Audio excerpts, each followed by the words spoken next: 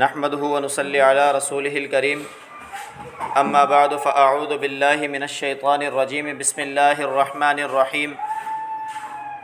قل هل يستوي الذين يعلمون والذين لا يعلمون وقال النبي صلى الله عليه وسلم من سلك طريقا يلتمس فيه علما سهل الله به طريقا إلى الجنة صدق الله وصدق رسوله النبي الكريم ونحن على ذلك لمن الشاهدين والشاكرين والحمد لله رب العالمین۔ میرے بھائیو، دوستو، بزرگو، میں نے آپ کے سامنے قرآن کریم کی ایک آیت مبارکہ تلاوت کی ہے اور احادیث کے بے شمار مجموعے میں سے ایک حدیث مبارکہ تلاوت کی ہے۔ دعا ہے کہ اللہ رب العزت صحیح بیان کرنے کی توفیق عطا فرمائے اور آپ تمام کو اور مجھے اس پر عمل کرنے کی توفیق عطا فرمائے۔ کل بات چل رہی تھی کہ ہم نے اپنے آپ کو مختلف طریقوں سے توڑ کر رکھ دیا ہے۔ کچھ کو ہم نے قوم پرستی کی بنیاد پر توڑا ہے،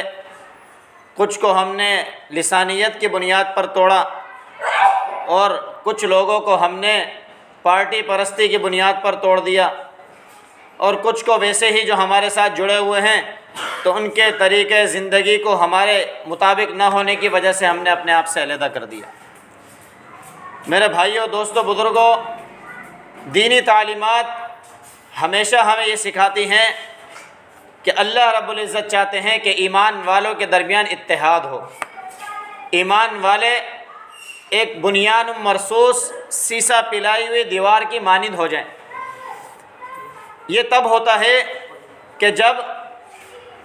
ہم لوگوں کی کوشش یہ ہو کہ جو چیز ہمیں معلوم نہیں ہے اس کو ہم اپنے علم میں لانے کے لیے کوشش کریں۔ آج طریقہ یہ چل رہا ہے کہ جو چیز ہمیں معلوم نہیں ہے اور ہم جس طریقے سے کیے چلے جا رہے ہیں ہم سمجھتے ہیں کہ وہی طریقہ صحیح ہے، اور اس صحیح ہونے پر بضد ہوتے ہیں، اور صحیح بتانے والے کو ہم یہ سمجھتے ہیں کہ گویا یہ ہمارے سے نفرت ہونے کی وجہ سے، متنفر ہونے کی وجہ سے اپنی بات کو اونچا کرنا چاہتا ہے۔ حالانکہ احادیث صریحہ میں اس بات کی نفی ہے کہ انما شفاء العی السؤال، کہ دیکھو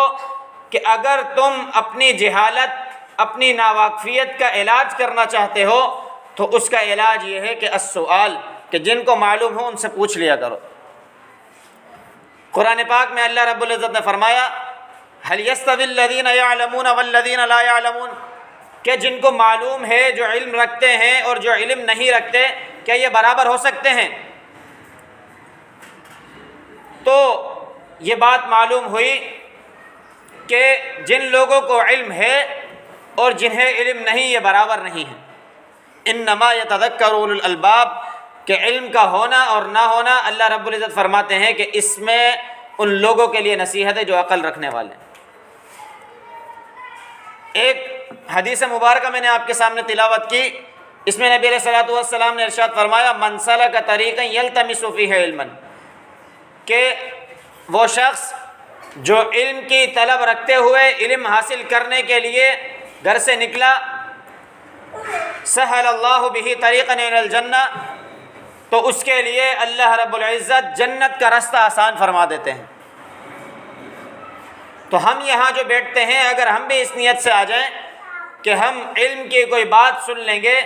تو اللہ رب العزت یہاں آنا ہمارے لیے نجات کا ذریعہ بنا دے۔ تو حضرت جابر رضی اللہ عنہ کا ایک واقعہ آتا ہے، نبی علیہ الصلوۃ والسلام کے بہت ہی قریبی صحابی ہیں، انصار صحابہ میں سے ان کا تعلق، بے شمار احادیث روایت کی، بہت سے سفر میں اور غزوات میں نبی علیہ الصلوۃ والسلام کے ساتھ رہے۔ یہ وہی صحابی ہیں کہ جن کی اونٹنی کو نبی علیہ الصلوۃ والسلام نے ہاتھ رکھا تو تیز دوڑنا شروع کیا۔ یہ صحابی علم کی طلب ان کے اندر آپ دیکھیں کہ نبی علیہ الصلوۃ والسلام کے اس دنیا سے چلے جانے کے بعد ان کو یہ بات معلوم ہوئی کہ میرے کسی ساتھی کے پاس، کسی دوسرے صحابی کے پاس نبی علیہ الصلوۃ والسلام کی ایک حدیث مبارکہ ہے جو ان کے پاس نہیں تھی۔ اس کا تعلق تہجد کی فضیلت سے تھا۔ جب ان کو معلوم ہوا کہ فلاں فلاں صحابی کے پاس نبی علیہ الصلوۃ والسلام کی حدیث جس میں تہجد کی فضیلت بیان کی گئی ہے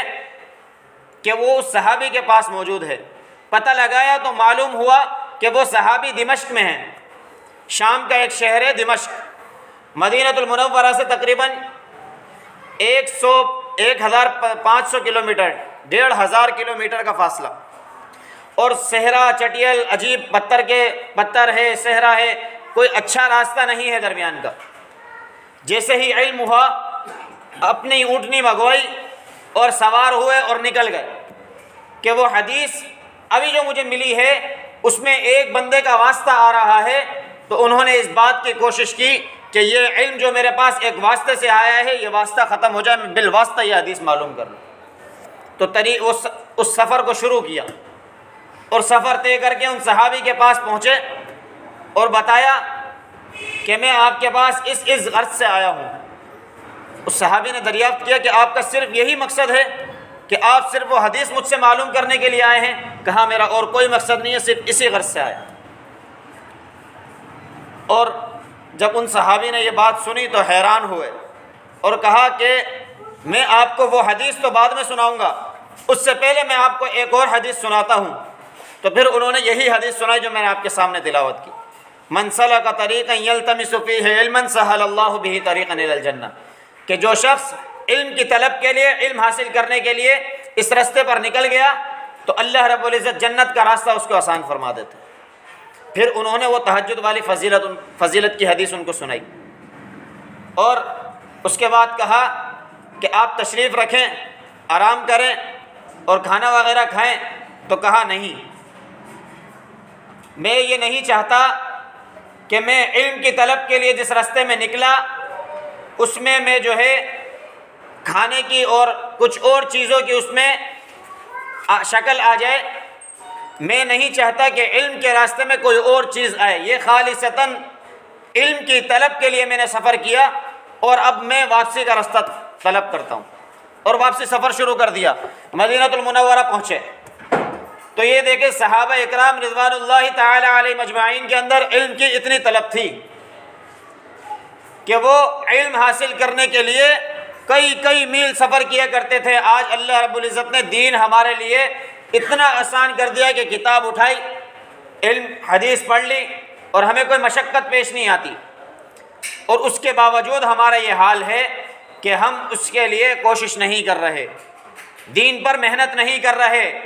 دین کی سمجھ ہم اپنے اندر پیدا نہیں کر رہے، ہم اپنے آپ کو اسی راستے پر روکے رکھتے ہیں جو ہمیں ناواقفیت کے انداز میں پہنچا ہوا ہے، بس اسی راستے پر ڈٹے ہوئے ہیں کہ جو میں کر رہا ہوں وہ صحیح ہے، اور اس کے صحیح ہونے کا اگر کوئی بتاتا ہے تو ہمیں معیوب لگتا ہے۔ میرے بھائیوں، دوستوں، بزرگوں، اگر ہم اپنی کامیابی چاہتے ہیں تو ہر طریقے کو نبی علیہ الصلوۃ والسلام کے طریقے کے اندر تلاش کریں، اللہ رب العزت کے بتائے ہوئے طریقوں میں تلاش کریں، صحابہ اکرام رضوان اللہ تعالی علیہ مجمعین کے بتائے ہوئے طریقوں میں اس کو تلاش کریں ہم، کہ یہ جو میں کام کر رہا ہوں کیا یہ صحیح ہے یا غلط ہے۔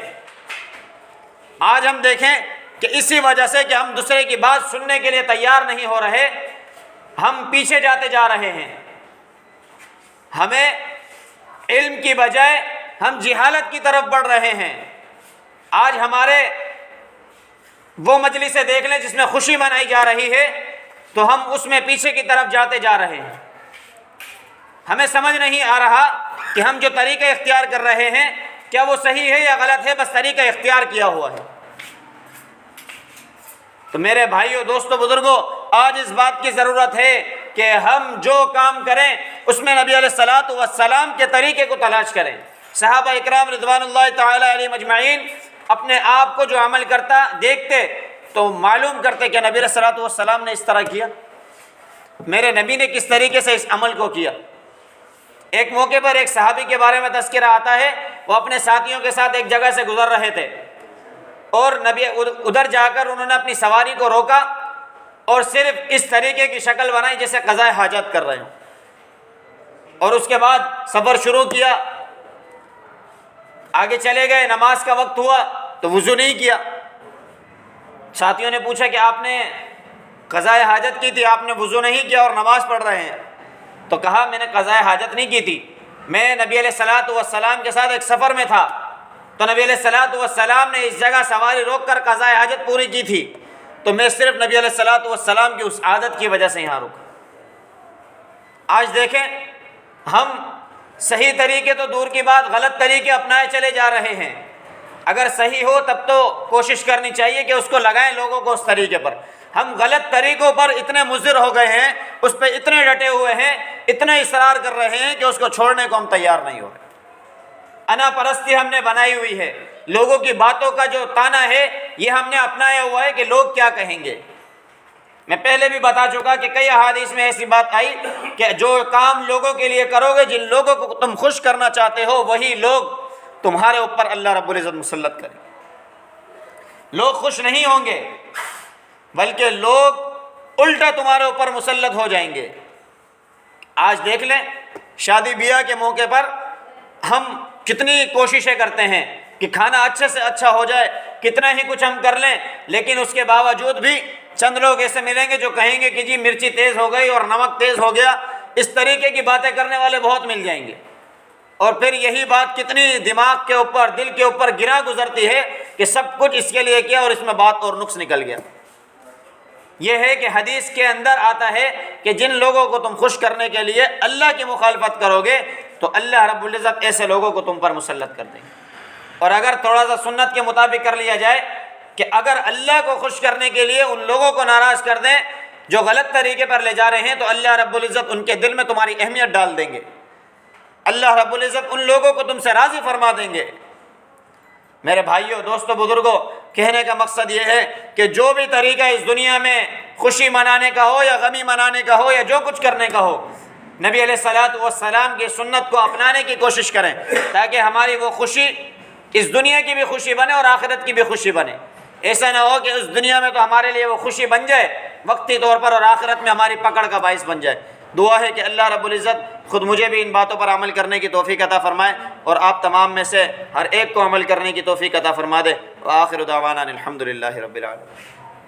الحمد للہ رب العالمین۔